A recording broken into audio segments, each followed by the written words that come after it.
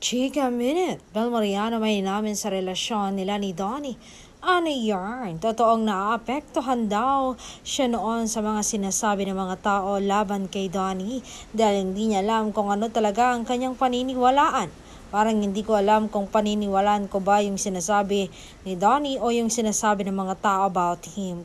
Kasi iba-iba paliwanag ni Bel.